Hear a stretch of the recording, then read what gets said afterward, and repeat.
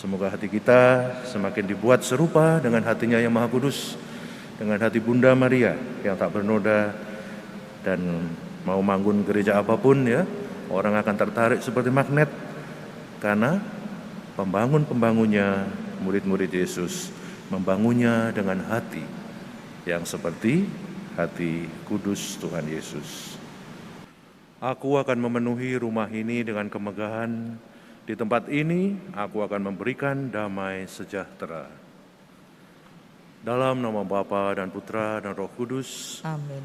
Tuhan bersamamu dan bersama rohmu. Selamat datang dalam rumah Tuhan. Mari kita bersyukur di hadapannya, memohon berkat-berkat agar kita layak menerima berkat-berkat Ekaristi ini dan semakin giat mewujudkan kerajaannya, menjadi murid-muridnya yang taat dan setia. Kita mohon kerahimannya untuk saat-saat kita ragu-ragu, kita bekerja setengah hati, atau kita tidak saling mendukung sebagai murid-murid Yesus. Dengan rendah hati kita mohon, saya mengaku kepada Allah yang Maha Kuasa dan kepada saudara sekalian bahwa saya telah berdosa dengan pikiran dan perkataan, dengan perbuatan dan kelalaian. Saya berdosa, saya sungguh berdosa.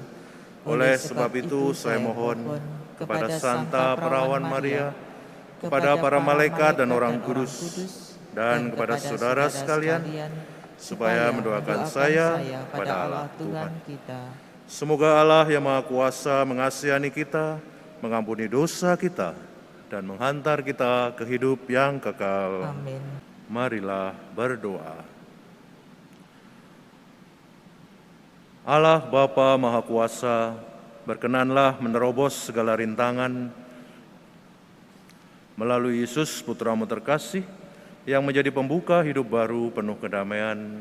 Sebab dialah Putramu dan pengantara kami yang bersama Dikau dan Roh Kudus hidup dalam persekutuan Allah sepanjang segala masa. Amin. Amin. Bacaan dari Nubuat Hagai. Pada tahun kedua pemerintahan Raja Darius, pada tanggal 21 bulan ke-7, datanglah sabda Tuhan dengan perantaraan Nabi Hagai bunyinya. Katakanlah kepada Zerubabel bin Sealtiel, Bupati Yehuda, dan kepada Yosua bin Yosadak, Imam Besar, dan kepada sisa-sisa bangsa Israel demikian. Masih adakah di antara kalian yang dahulu melihat rumah Tuhan dalam kemegahannya yang semula? Dan bagaimanakah kalian lihat keadaannya sekarang? Bukankah keadaannya yang sekarang kamu katakan sama sekali tidak berarti? Tetapi sekarang kuatkanlah hatimu, hai Zerubabel, demikianlah sabda Tuhan. Kuatkanlah hatimu, hai Yosua bin Yosadak, Imam Besar. Kuatkanlah hatimu, hai segala rakyat negeri, demikianlah sabda Tuhan. Bekerjalah, sebab aku ini menyertai kalian. Demikianlah sabda Tuhan semesta alam. Sesuai dengan janji yang telah kuikat dengan kalian pada waktu kalian keluar dari Mesir. Dan Rohku tetap tinggal di tengah-tengahmu. Janganlah takut. Dan beginilah sabda Tuhan semesta alam. Sedikit waktu lagi, aku akan menggoncangkan langit dan bumi, laut dan darat. Aku akan menggoncangkan segala bangsa, sehingga harta benda semua bangsa datang mengalir. Maka aku akan memenuhi rumah ini dengan kemegahan. Sebab milikulah perak dan emas. Demikianlah sabda Tuhan semesta alam. Maka kemegahan rumah ini nanti akan melebihi kemegahannya yang semula, sabda Tuhan semesta alam. Dan di tempat ini, aku akan memberi damai sejahtera. Demikianlah sabda Tuhan. Syukur kepada Allah. Berharap dan bersyukurlah kepada Allah penolong kita. Berharap dan bersyukurlah kepada Allah penolong kita. Berikanlah keadilan kepadaku, ya Allah, dan perjuangkanlah perkaraku terhadap kaum yang tidak saleh. Luputkanlah aku dari penipu dan orang curang. Berharap dan bersyukurlah kepada Allah penolong kita. Sebab Engkaulah Allah tempat pengungsianku. Mengapa Engkau membuang aku? Mengapa aku harus hidup berkabung di bawah impitan musuh? Berharap dan bersyukurlah kepada Allah penolong kita. Suruhlah terang dan kesetiaan-Mu datang, supaya aku dituntun, dibawa ke gunung-Mu yang kudus, dan ke tempat kediaman-Mu. Berharap dan bersyukurlah kepada Allah penolong kita. Maka aku dapat pergi ke mezbah Allah, menghadap Allah sukacita dan kegembiraanku, dan bersyukur kepadamu dengan kecapi, ya Allah, ya Allahku. Berharap dan bersyukurlah kepada Allah penolong kita.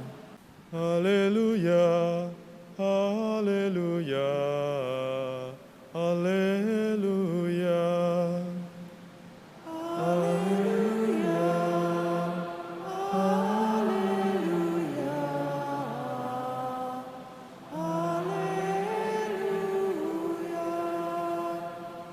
Anak manusia datang untuk melayani dan menyerahkan nyawanya sebagai tebusan bagi banyak orang. Haleluya, haleluya, haleluya. Tuhan bersamamu. Dan bersama rohmu. Inilah Injil Yesus Kristus menurut Lukas. Dimuliakanlah Tuhan.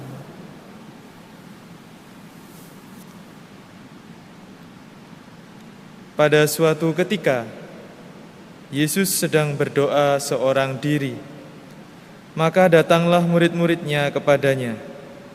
Yesus lalu bertanya kepada mereka, "Kata orang banyak, siapakah aku ini?" Mereka menjawab, "Yohanes Pembaptis." Ada juga yang mengatakan Elia. Ada pula yang mengatakan salah seorang nabi dari zaman dulu telah bangkit. Yesus bertanya lagi, "Menurut kalian, siapakah aku ini?" Jawab Petrus, "Engkaulah Kristus dari Allah." Dengan keras Yesus melarang mereka memberitakan hal itu kepada siapapun. Ia lalu berkata, "Anak manusia harus menanggung banyak penderitaan dan ditolak oleh para tua-tua, oleh para imam kepala dan para ahli Taurat, lalu dibunuh dan dibangkitkan pada hari ketiga." Demikianlah sabda Tuhan. Terpujilah Kristus. Dengan PPKM sudah mulai turun ke level yang mulai aman, banyak teman-teman mulai membicarakan kapan ya bisa ziarah, bisa wisata, mengunjungi tempat-tempat ya, tidak hanya yang indah, tapi juga yang menyejukkan jiwa, ya, seperti gereja-gereja lama. Dan kalau Anda masih ingat gereja-gereja megah di Eropa yang dulunya ya penuh ya dengan umat, menjadi tempat perayaan-perayaan yang luar biasa, sekarang ya menjadi favorit para turis, tapi hanya dikunjungi dan dilihat, sudah jadi museum.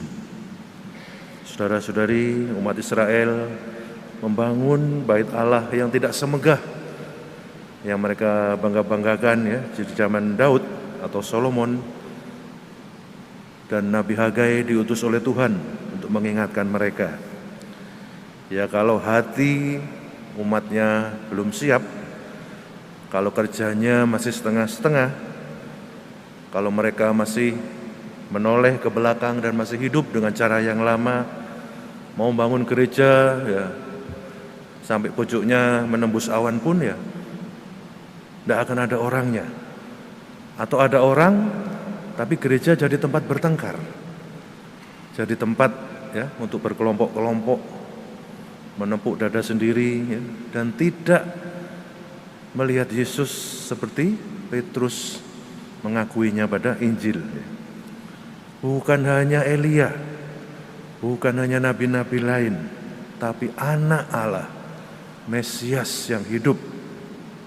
Dan Mesias berarti bukan kemegahan sebagai raja atau panglima perang, tapi sebagai hamba. Kalau gereja kita hanya megah, bagus untuk selfie ya, dan dibagi-bagikan di sosial media, mungkin masih ada yang kurang ya. Tapi kalau gereja kita dikenal orang karena umat dan pemimpin-pemimpin umatnya ramah, ya, saling mendukung, guyup dan misioner, seperti dicita-citakan oleh Ardas, musyawarah pastoral yang pertama dan kedua. Nah, ini gereja yang harus kita bangun. Gereja yang kadang-kadang ya perlu kita evaluasi, perlu kita renungkan, tidak hanya tingginya, tidak hanya luasnya atau indahnya ornamen di dalam gereja, tapi kita, bait Allah yang hidup. Allah tidak ada di dalam semen atau marmer ya, atau ratna batu manikam hiasan di dalam altar. Dia ada di dalam kita.